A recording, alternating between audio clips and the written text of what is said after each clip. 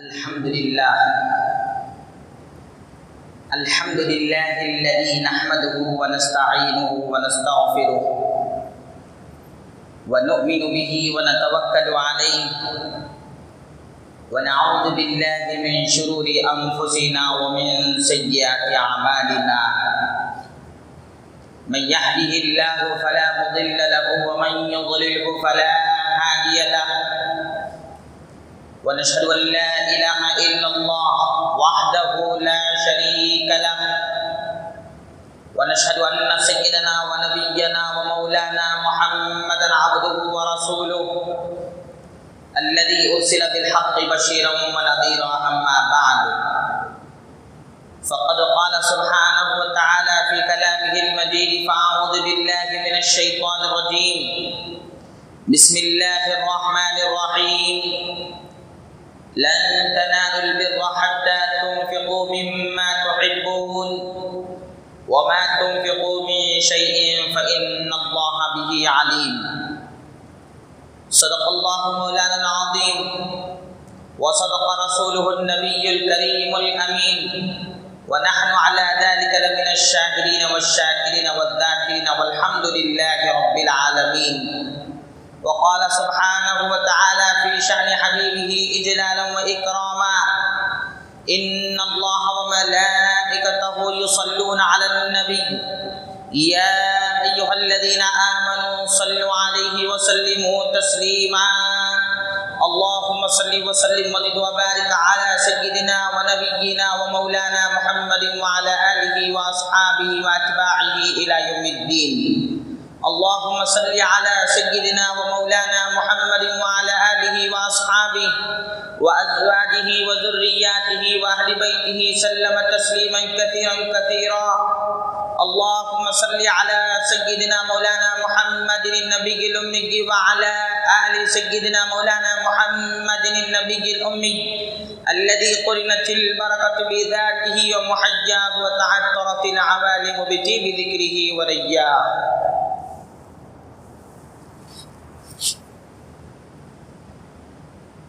السلام علیکم ورحمۃ اللہ وبرکاتہ. بزرگان محترم عزیز اور دوستو، اللہ جل شأنہ و عم نوالہ کا بے انتہا فضل احسان ہے کہ پروردگار عالم نے ہم تمام کو سرکار دو عالم صلی اللہ علیہ وآلہ وصحبہ وسلم کے امت مبارکہ میں پیدا فرمایا اور اس پیدائش پر الحمدللہ فخر عظیم عنایت فرمایا. بے پایا بے انتہا فضل احسان ہے اس پاک پروردگار عالم کا جس نے اس پراشوق زمانے میں گمراہی والے دور میں ہم کو قرآن جیسے نعمت عظمیٰ سے سرفراز کیا. ساتھ ہی ساتھ پروردگار عالم کا مزید کرم ہم پر یہ ہوا کہ آج سید الایام یوم الجمعہ کے اس حسین موقع پر اپنے گھر جمع کیا تاکہ ہم اس کے اور اس کے حبیب صلی اللہ علیہ وسلم کے ارشادات کو سن سکے اور اس پر عمل کر سکے. بزرگان محترم، بندہ یہ چاہتا ہے کہ میں اس دنیاوی زندگی میں خوش رہوں، آرام سے رہوں، چین سے رہوں اور جیسا میں چاہتا ہوں ویسا رہوں. لیکن ایک طرف اس کائنات کا پروردگار عالم وہ یہ چاہ رہا ہے، اے وہ بندے، تو آرام اور چین کا جو طالب ہے، تیرا سکون اور آرام کس چیز میں ہے اس کا علم مجھے ہے. تجھے کون سا علم ہے اور تیرے پاس کون سا ایسا علم ہے کہ تو اپنی زندگی کو بنا سکے اور سدھار سکے. اللہ تبارک و تعالیٰ نے اپنے بندوں کے زندگی کو سدھارنے کے لیے اور ان کو سکون عطا کرنے کے لیے ہی انبیاء علیہ الصلوۃ والسلام کو مبعوث فرمایا اور کتابوں کے ذریعے سے اس کی رہنمائی فرمائی۔ اب ہمیں دیکھنا یہ ہے کہ اللہ تبارک و تعالیٰ کا منشا کیا ہے، وہ کس چیز میں سکون اور اطمینان رکھا ہے۔ اگر بندہ اس کو سمجھ لے اور اس کو جان لے تو یقیناً اس کو آرام اور سکون میسر ہو جائے گا۔ اس کے برخلاف جتنی بھی کوششیں اگر کرتا چاہتا ہے تو بھٹکتا ہی رہے گا، لیکن آرام و سکون بندے کو حاصل نہیں ہوگا۔ پوچھئے پروردگار عالم سے، آخر ہے پروردگار عالم تو کائنات کو بنایا ہے، بحر و بر کو بنایا ہے، آسمان اور زمین کو تو ہی بنانے والا ہے، اور ذرہ اور سمندر کو تو ہی نے بنایا ہے، اور مجھ کو بھی جب تو ہی نے بنایا ہے، آخر بتلا دیجیے کہ آخر سکون اور اطمینان کس چیز میں ہے؟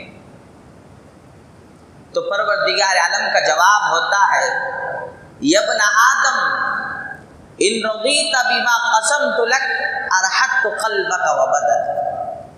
کیا حدیث قدسی ہے، حضور اقدس صلی اللہ علیہ وسلم ارشاد فرماتے ہیں کہ اللہ تبارک و تعالیٰ ارشاد فرماتا ہے کہ اے آدم کے بیٹے، ان رضیت بما قسمت لک ارحت قلبک وبدنک، میں نے جو تجھے تیری قسمت میں لکھا ہے اگر تو اس سے راضی ہو جائے تو میں تجھے سکون دوں گا، آرام دوں گا، چین دوں گا، اطمینان دوں گا۔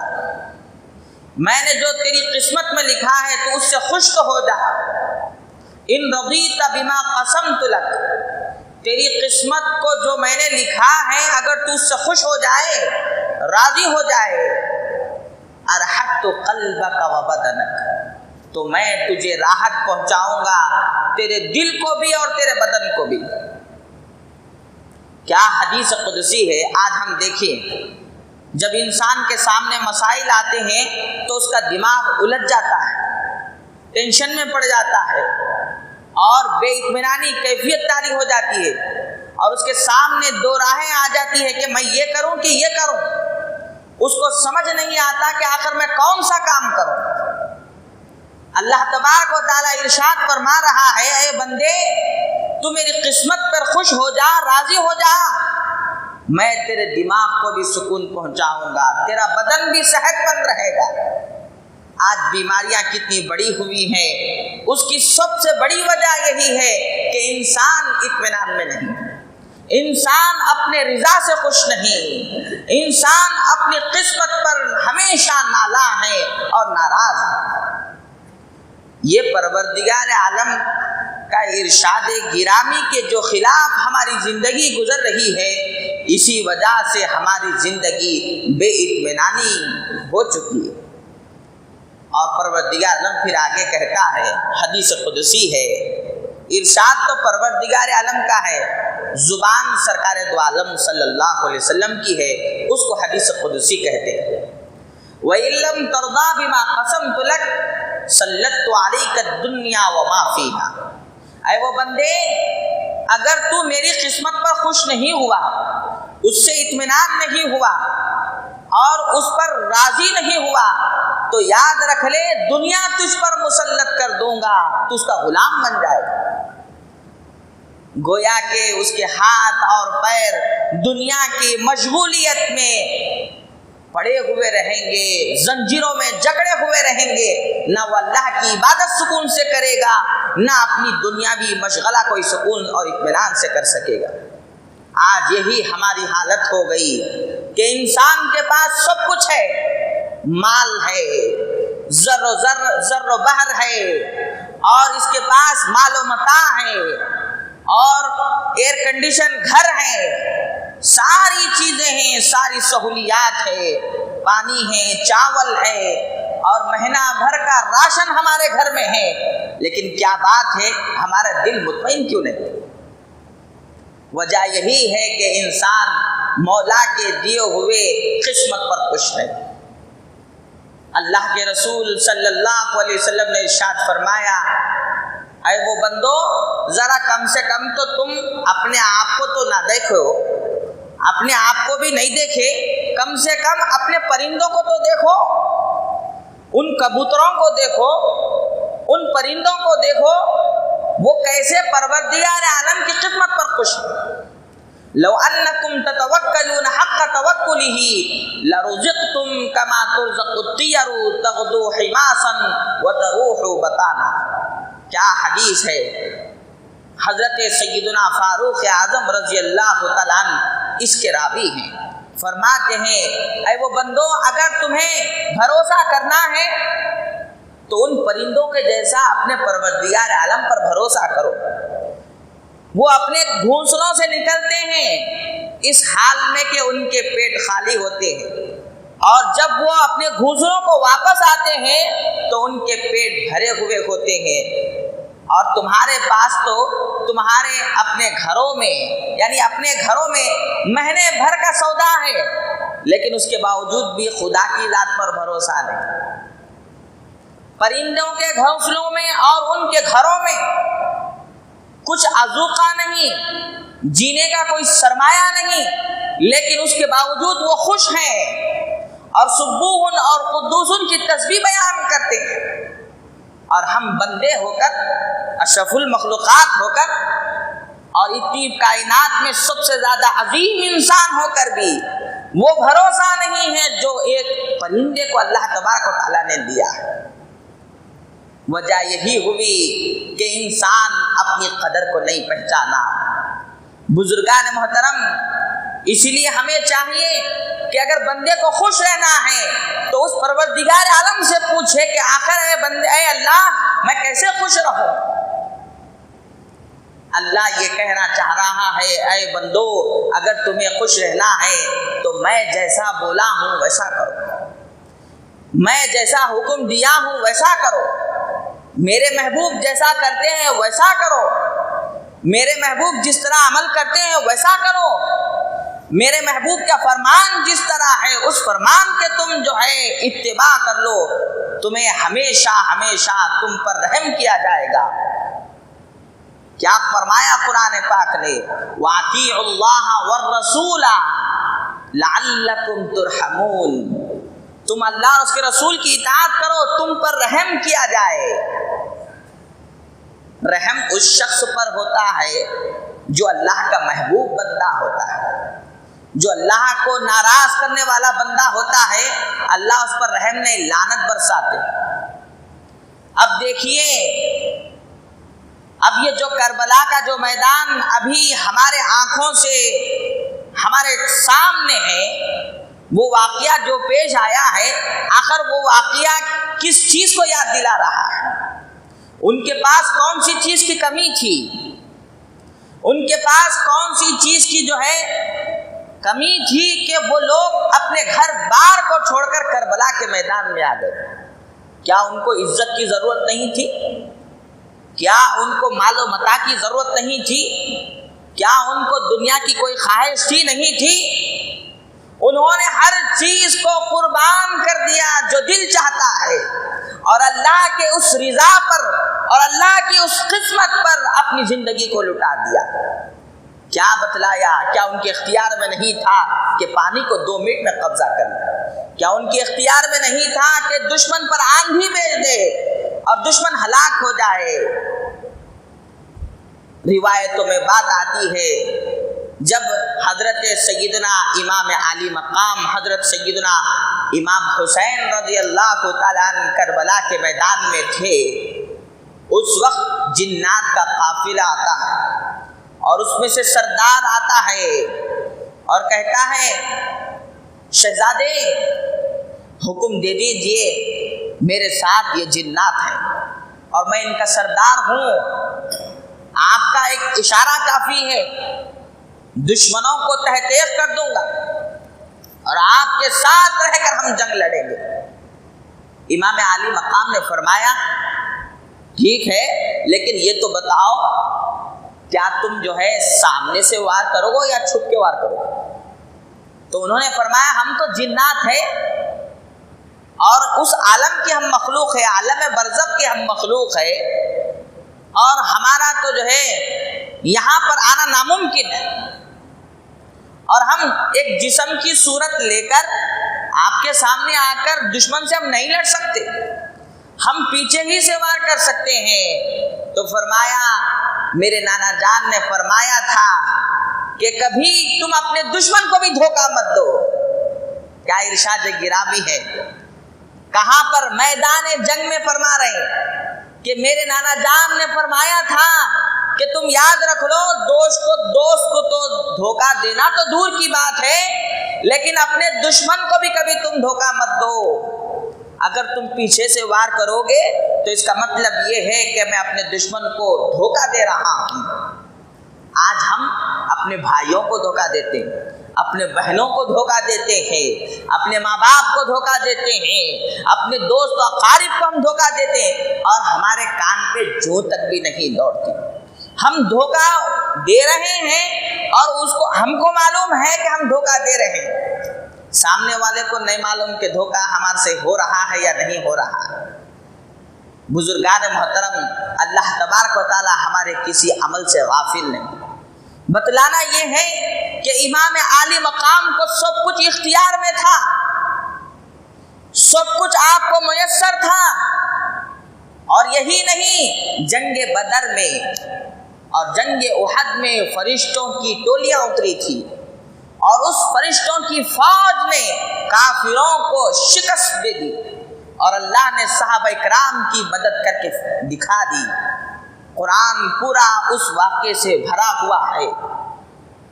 کیا بات ہے کہ یہاں پر کوئی خاص فرشتوں کی جماعت نظر نہیں آ رہی ہے، وجہ یہی ہے کہ امام عالی مقام اللہ کی اس تقدیر کو دیکھ رہے ہیں جو اللہ نے امام عالی مقام کی قسمت میں لکھا ہے۔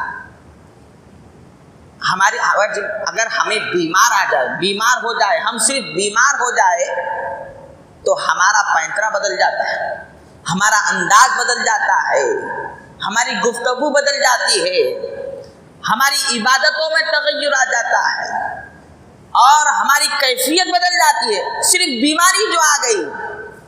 لیکن یہ اللہ والے اور یہ صحابہ کرام کی زندگی کو دیکھیں، یہ اہل بیت اکرام کی زندگی کو دیکھیں، ان پر زندگی کے ہزار مصائب آئے، لیکن انہوں نے ہمیشہ رضائے حق کو اور خوشنودی الہی کو سامنے رکھا، اپنی منشا کو پیچھے رکھا۔ اگر ہمیں بھی کچھ نیک کام کرنا ہے تو ہم اس وقت تک نیک کام کرتے ہیں، ہمارے لیے کیا ہے؟ انسان نیک کام کرتا ہے، آج ایسا ماحول ہو چکا، میرے لیے فائدہ کیا ہے، میرے لیے نقصان ہے معلوم ہوا، لیکن اللہ کے لیے ہے تو اس کام کو نہیں کرتا، میرے لیے نقصان ہے نا۔ انسان کو ہمیشہ اپنے نقصان کی اور اپنے فائدے کی اس کو پڑی ہوئی رہتی ہے، لیکن پروردگار عالم یہ چاہ رہا ہے، اے وہ بندو، میں تم سے اس وقت خوش ہوں گا جبکہ تم اپنے مفاد اور نقصان کو چھوڑ کر میرے لیے کچھ کرو۔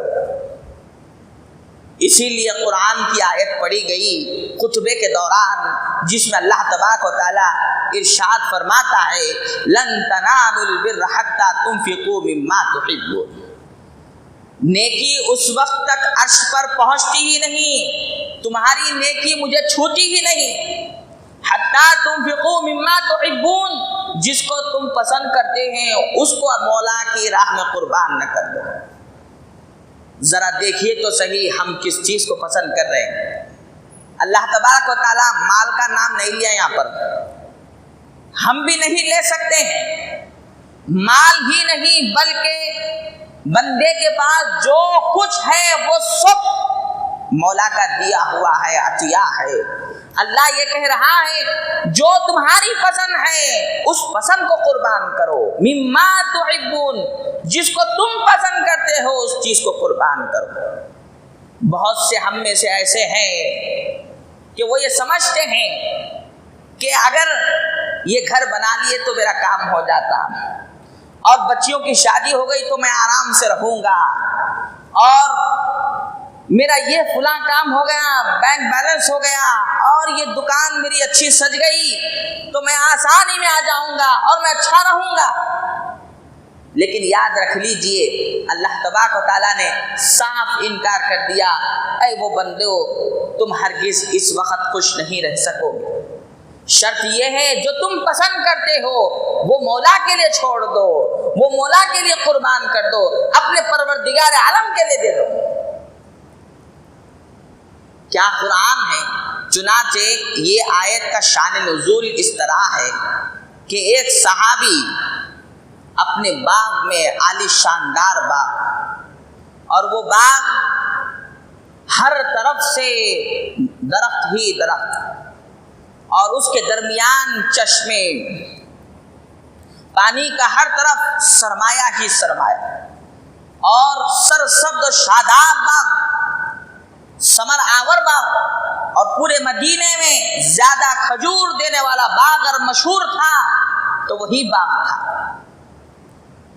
وہ اپنے باغ میں ہیں اور وہاں پر جھاڑوں کو پانی دے رہے ہیں، ایسے وقت میں ایک منادی آواز لگاتا ہے۔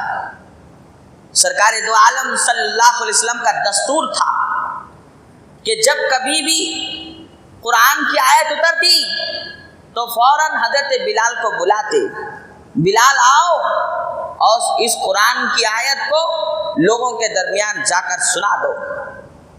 تو وہ قرآن کی آیت لے کر سرکار دو عالم صلی اللہ علیہ وسلم کے حکم پر حضرت سیدنا بلال یا کوئی اور صحابی سرکار کے حکم پر اس آیت کو لے کر نکلتے، اور مدینے کے چاروں طرف اس آیت کو بلند آواز کے ساتھ سنایا جاتا تھا۔ لوگ باغوں میں رہتے، اپنے گھروں میں آرام کرتے تھے، اس وقت ایسے سمے ان کے کانوں میں اللہ کی اس ندا کو پہنچایا جاتا تھا۔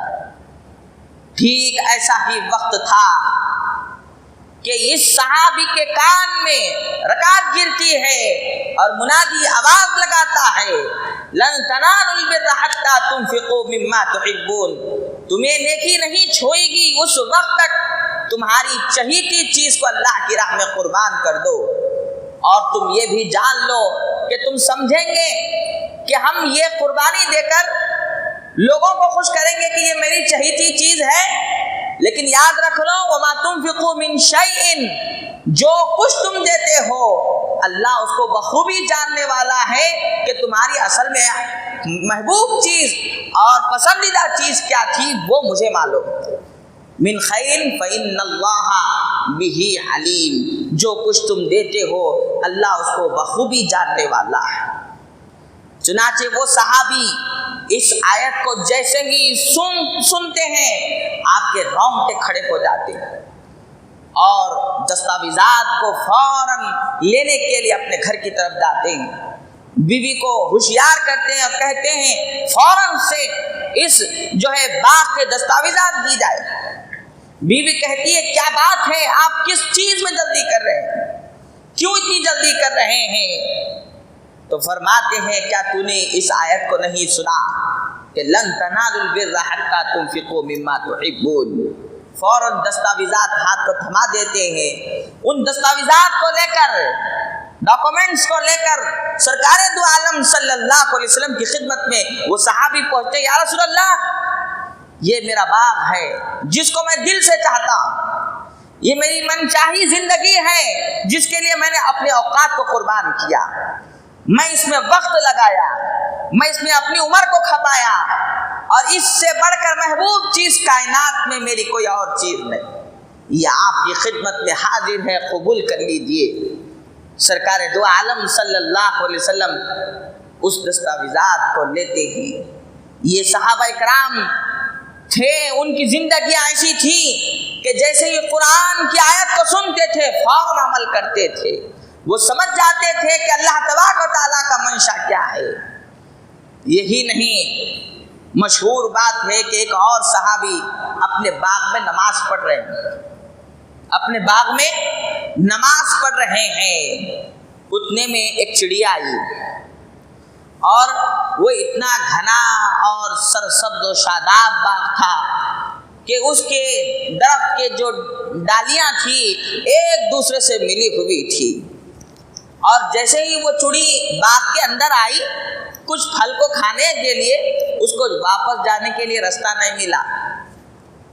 اس منظر کو وہ نماز کی حالت میں دیکھ رہے اور دل میں بات آئی کہ اس چڑی کو جو ہے واپس جانے کے لیے راستہ نہیں مل رہا ہے، میرا باغ کتنا گھنا ہوا ہے، میرے درخت کتنے گھنے ہوئے ہیں، کیسے سرسبز و شاداب میرا باغ ہے، اور اس کو واپس جانے کا کوئی راستہ نہیں ہے۔ خوشی کے عالم میں رکعتیں کتنی پڑی بھول گئی۔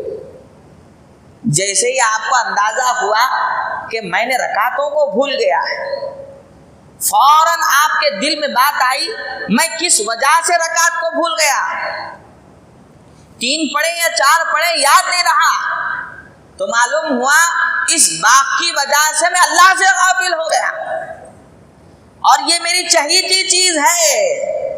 فوراً ان کے دستاویزات کو لے کر جاتے ہیں اور سرکار دو عالم صلی اللہ علیہ وسلم کے ہاتھ کو تھما دیتے ہیں۔ یہ صحابہ کرام کی زندگیاں ہیں جنہوں نے ہمارے لیے مشعل راہ رکھا ہے اور بتلایا ہے، اے لوگوں اگر تمہیں دین ہونا ہے، ایمان ہونا ہے، اسلام کی محبت ہونا ہے اور قرآن کی محبت ہونا ہے اور تم اللہ اور اس کے رسول کو جانتے ہو تو تمہیں ایسا زندگی گزارنا پڑے گا، ورنہ ہماری زندگی حیوان سے بھی بدتر ہے۔ اللہ تبارک و تعالیٰ اسی چیز کو چاہتا ہے جو ہماری چہیتی چیز ہے، وہ یہ چاہتا ہے کہ وہ چیز کو اللہ کے لیے چھوڑ دے۔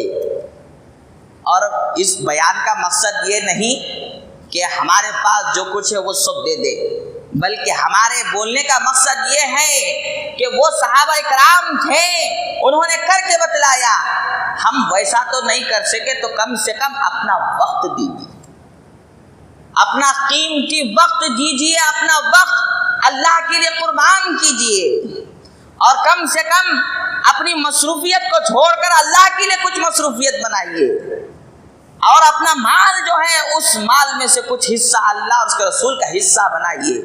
گھر کے جتنے افراد ہوتے ہیں، اور ہمارا یہ جو ہے معاملہ ہے کہ گھر میں 4 افراد ہو تو مال کے 4 حصے کرتے ہیں، بتلائیے اللہ کا حصہ کون سا ہے؟ اللہ تبارک و تعالیٰ آخر کس وجہ سے ہم سے خوش ہوں گا؟ کل قیامت میں ہمیں پہنچنا ہے۔ اللہ کے رسول صلی اللہ علیہ وسلم نے ارشاد فرمایا، بے وقوف ہے وہ شخص جو اپنی آخرت کو چھوڑ کر اپنے نفس کی اتباع کرتا ہے اور دنیا کے لیے کرتا ہے، اور ہوشیار ہے وہ شخص جو اپنی دنیا کو چھوڑ کر آخرت کے لیے کچھ کماتا ہے۔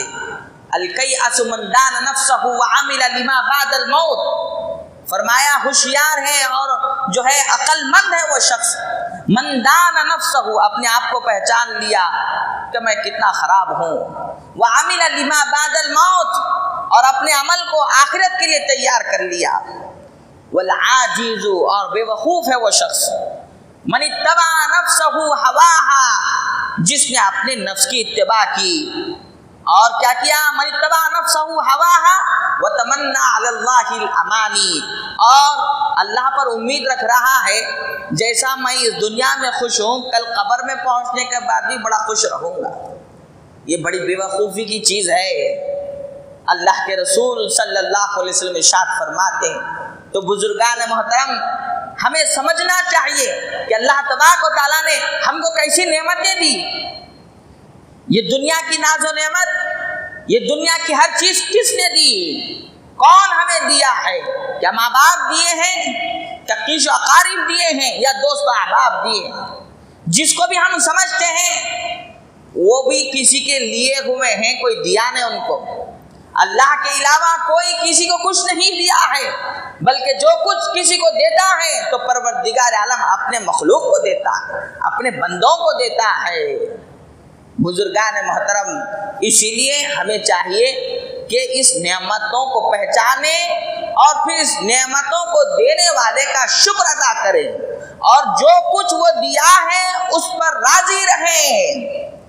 بات یہ چل رہی تھی کہ اللہ نے جو کچھ دیا ہے، جو اس سے خوش ہوتا ہے اللہ بھی اس سے خوش ہوتا ہے۔ بزرگان محترم ایک اللہ والے تھے اور ان کی چپل ٹوٹ گئی، چپلوں کو پھینک دیا جو ٹوٹ گئی اور آگے چل رہے ہیں، اور دل میں یہ بات آ رہی ہے اے اللہ میں تو تیری راہ میں چل رہا تھا اور میری چپل ٹوٹ گئی اور میرے پاس کچھ بھی نہیں ہے، ایک میں چپل بھی جو ہے لینے کا قابل کا نہیں ہوں۔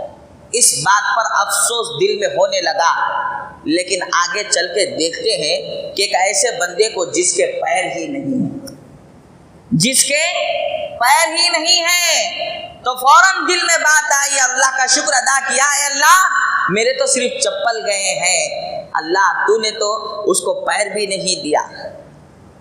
اور وہ بندہ جس کو پیر نہیں ملے وہ اپنی گردن کو اور اپنے پیشانی کو اللہ کی راہ میں جھکا کے رکھا ہے، اور یہ بندہ جس کو اللہ نے چپل نہیں دی اس کے دل میں اللہ کے تعلق سے غلط خیال آ رہے ہیں، تو فوراً توبہ کیے اور اللہ تبارک و تعالیٰ کے بارگاہ میں اللہ کا شکر ادا کیا۔ تو بزرگان محترم حسنین کریمین نے جو ان کی قسمت میں اللہ تبارک و تعالیٰ نے شہادت لکھی تھی، اس شہادت پر خوش ہو کر ہم کو سبق دیا کہ اے وہ بندو تمہیں اختیار ہونے کے باوجود بھی اللہ کی قسمت پر ہمیشہ خوش رہو، اللہ نے جو تقدیر میں لکھا اس پر راضی رہو، جو کچھ لکھا ہے سکا مکا ہی صحیح، جو اللہ کی اس قسمت پر خوش ہوتا ہے اللہ تبارک و تعالیٰ اس سے خوش ہوتا ہے، اور جو ناراض ہوتا ہے اس کو کتنا بھی ملو کیا ہوتا اس کو۔ اسی لیے ہمیں اس چیز کا اور اس بات کا درس دیا جا رہا ہے کربلا کے میدان سے کہ اے وہ بندو ہمیشہ اپنے پروردگار عالم کی نعمتوں کو جانو اور اس پر خوش رہو۔ تو بزرگان محترم ہمیں چاہیے کہ ہمیشہ پروردگار عالم سے راضی رہے۔ میں آخر میں اللہ تعالیٰ سے دعا کرتا ہوں کہ جو کچھ کہا گیا سنا گیا ہر دو کو عمل کی توفیق عنایت فرما، یا العالمین ہمارے حال پر لطف و کرم فرما اور ہمارے گناہوں کو معاف فرما، ہمارے خطاؤں کو لغزش فرما، یا الہی ہمارے خطاؤں اور لغزشوں کو عفو فرما، درگزر فرما۔ تجھے واسطہ پاک صلی اللہ علیہ وسلم کا وصلی اللہ تعالی علی خیر خلق محمد وعلی آلہ وصحبہ اجمعین والحمد للہ رب العالمین۔